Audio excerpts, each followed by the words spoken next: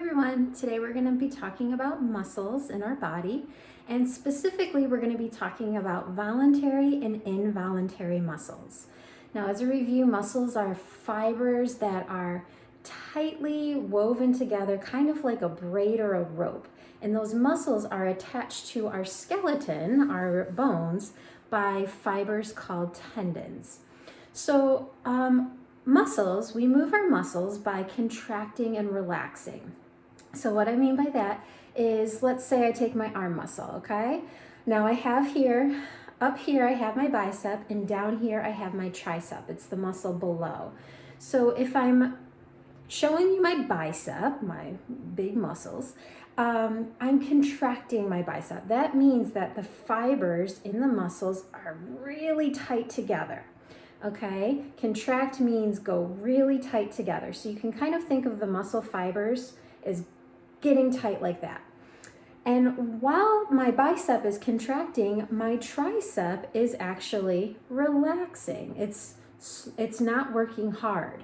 Now, if I were to go like this, now my bicep, the fibers have relaxed, and my tricep now is going to contract. So those muscles work in pairs. When this muscle is contracted, your bicep is contracted, then your tricep is relaxed.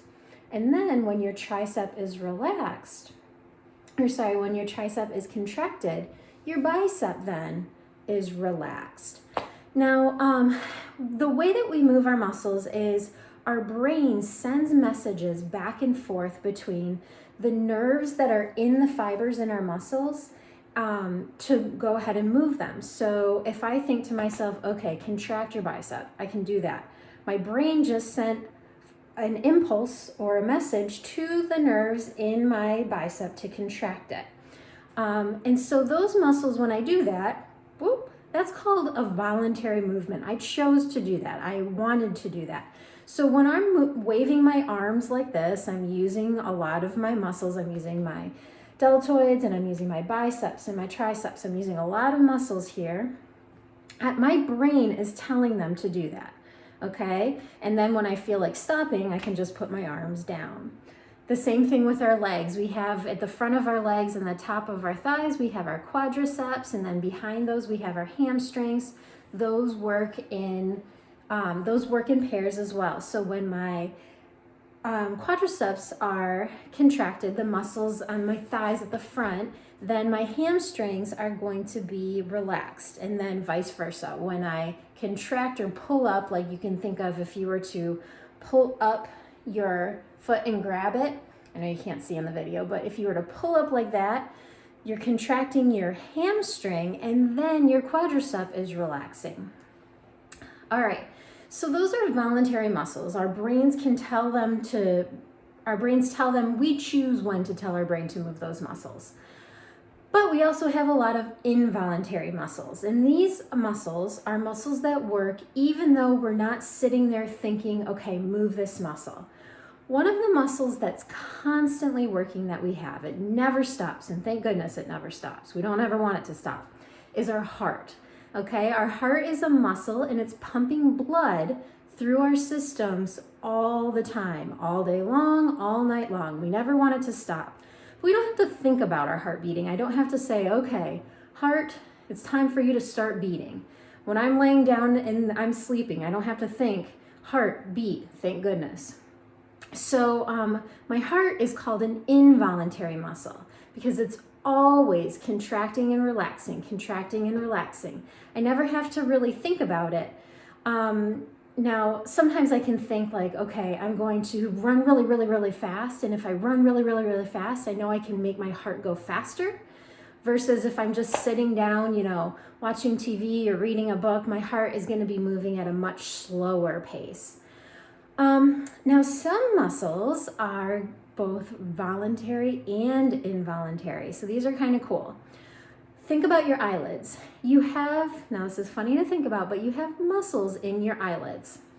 And most of the time, those muscles are working without us thinking about them. So, I am talking to you guys, and this whole time that I've been talking to you, my eyes have been blinking and I haven't been thinking to myself, okay, now it's time to blink. Close your eyes and open them. We know blinking is important for keeping things like dust out of our eyes and for giving our eyes a little chance to clear out that dust that might accumulate on there and might make our eyes really itchy or irritated if we didn't blink. But I can also blink on purpose. So I can sit there and I can close my eyes. Okay, I can close one eye, I can close the other eye.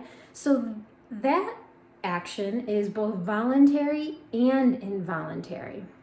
Another muscle that you have is called your diaphragm, and this is the thing that helps you breathe. So your diaphragm kind of sits above your stomach and below your lungs, and when you breathe in and out, that muscle is working. Now, most of the time, I'm not thinking about my diaphragm. I don't think, okay, now it's time to breathe, right? But I can hold my breath and I can let it out. I can breathe quickly if I want to, or I can breathe slowly. But most of the time, my diaphragm is just working without me even thinking about it, which is a good thing because it would be really big pain to have to think, okay, now it's time to breathe. All right. Some other involuntary muscles that you have, or muscles that just work without your brain, without you really having to think about them, are things like your digestive system. So when you're eating, you don't have to tell your muscles, okay, now it's time to actually go down and swallow. Now work your way down. All right, now digestive system, start your process. You don't have to think about that. Your body just automatically does that. Your brain sends messages to those without you actually having to actively think about it. So those are your involuntary muscles. So once again, our muscles are contracting and relaxing. So contracting means getting really tight, and relaxing, the fibers are coming a little bit looser. We can do that voluntarily, or we can do it involuntarily, like our heart is an involuntary muscle. Now today you're going to be reading a text about voluntary and involuntary muscles, and then you're going to be filling out a Google form with 5 voluntary muscles and 5 involuntary muscles. Now, if you don't know the specific name of the muscle, let's pretend I didn't know the name of a bicep, but I knew it was the muscle at the top of my arm. I could say that. I would write muscle at the top of my arm. Now, you guys will all write bicep on voluntary muscles because I just gave you that. But so think about some voluntary and some involuntary muscles. And remember, if you don't have the exact name, that's okay. Just describe it as best that you can. All right, you guys, good luck, and tell us what you know about muscles.